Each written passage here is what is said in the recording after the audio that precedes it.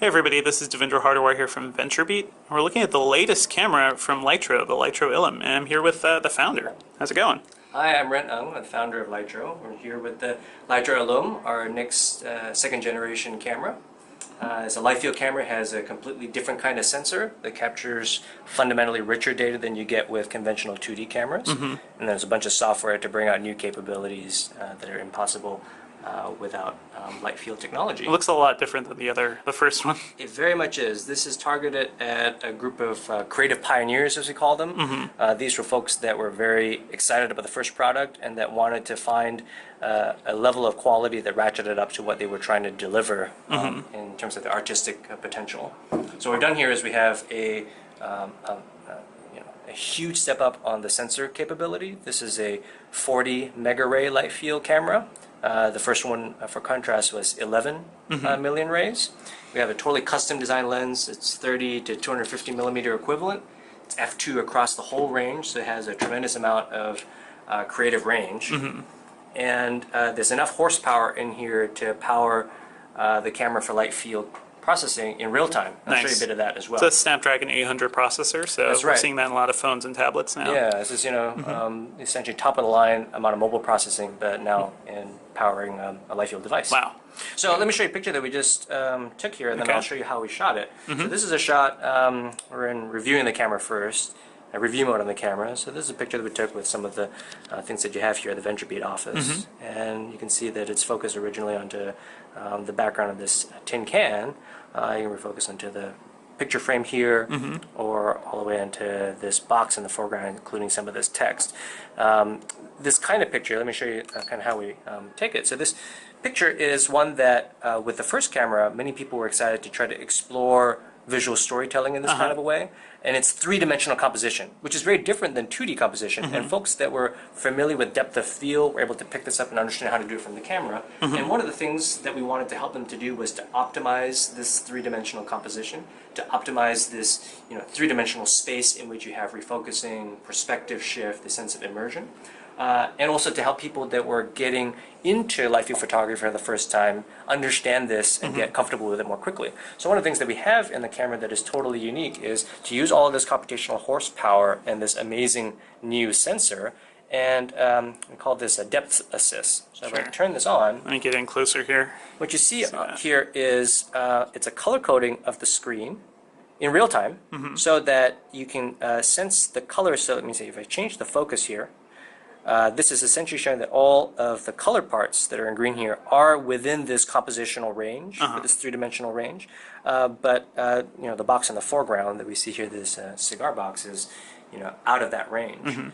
And so as we change the focus here, you can see how we can shift this range so that the orange part is the furthest part of this range and the green part is the closest part of this range. And I can change my distance from the subject. I can change the focus. I can change the zoom as well if I wish. And you have to be able two to craft rings. this range. Yeah, there's a zoom ring, which is the larger one, and then there's a focus ring. And so anyway, so we can change this range until we find one where this compositional range is centered across the whole amount. And by taking this picture, this is what we shot before to get the picture interactive that we had. So this is one of the things that leverages this huge amount of processing power and the new sensor and the new lens.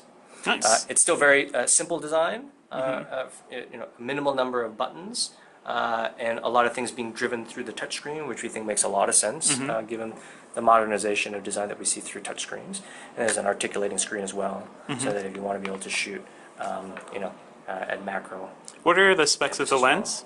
The lens is 30 to 250 millimeter equivalent, and it's f2 across the entire range, even out to the telephoto side. So it's really a remarkable piece of optical design. Let me show you some pictures that come off the Lytro Illum. So the idea is people would take the photos and then be able to look at them through your app and exactly. things like that. It's still a cloud model, so it's essentially a Web 2.0 company for a fundamentally new kind of data. It's light field data, and the software in order to view it. And this is an app that connects to the cloud solution where people can share, or upload these pictures for sharing and distribution. So you see all of these. We call it a living grid. These pictures are all three-dimensional in and of themselves. As you're moving the gyroscope, the pictures themselves kind of move around. And if we explore some of these pictures, these are pictures taken by some of the creative pioneers that we've been working with, photographers that really want to be able to tell new stories with their photography. This is a picture by Anna Weber, and you can kind of get a sense that you can explore different parts of this taxi cab scene. And I'm not sure how much this is coming through in the video, but I think you and I can see it in person. There's a sense of each of these is living pictures. Can you like tilt a little? Yeah, you can kind of get a sense. Each of these is three-dimensional in and of themselves. You can change the focus in this if you want. You can change the depth of field. So here, as I'm twisting, we can make it a large depth of field, so everything is in focus at the same time. Kind of like changing an aperture physically on a camera, except, of course, this is one shot where we're doing it all after the fact, or twisted the other way to get a shallower depth of field as well. So full control of the lens settings. And then even just as you swipe through the picture, I think you can see that as we get through the picture, there's just a sense of what we call perspective shift. Or generally, this is kind of like digital holography. It's subtle, and yet it gets each of the pictures into a sense that is more immersive, more three-dimensional than everything you've ever seen before. Who do you think this particular camera is aimed at? This is targeted at what we call creative pioneers.